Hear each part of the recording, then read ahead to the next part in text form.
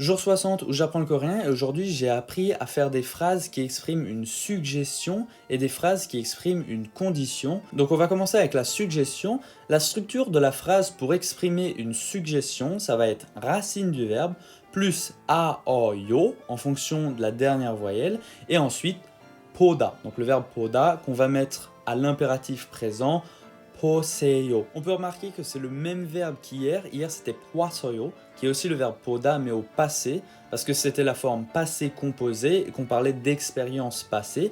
Sauf qu'aujourd'hui, donc c'est poseyo, et c'est sous la forme impératif présent, donc ce qui veut dire qu'on va donner un conseil, un ordre, et là, dans ce cas-là, une suggestion, mais de manière polie.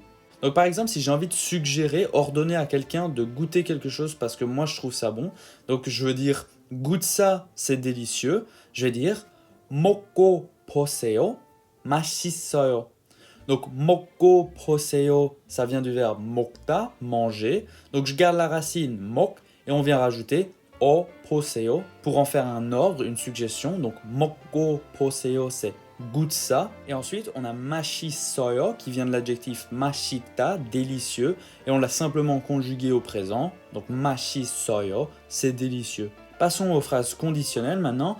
La structure, ça va être maniaque plus la racine du verbe ou de l'adjectif plus mion si jamais la racine se termine par une voyelle ou mion si la racine se termine par une consonne.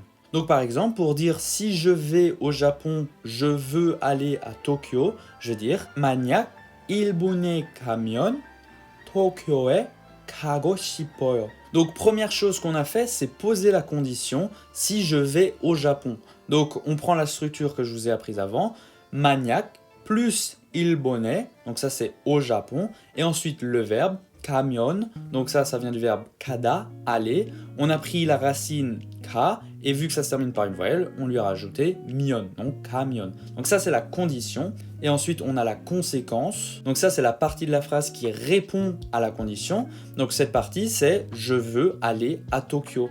Donc ça c'est 도쿄에 가고 싶어요. Donc 도쿄에 c'est à Tokyo et 가고 싶어요, ça vient du verbe 가다, aller, encore une fois. On prend la racine ka et on lui rajoute 고 싶어요 pour transformer aller en je veux aller. Et donc 도쿄에 가고 싶어요, je veux aller à Tokyo. Bon voilà, une vidéo un peu plus longue que d'habitude, mais j'espère que vous avez quand même tout compris et je vous dis à demain pour le jour 61.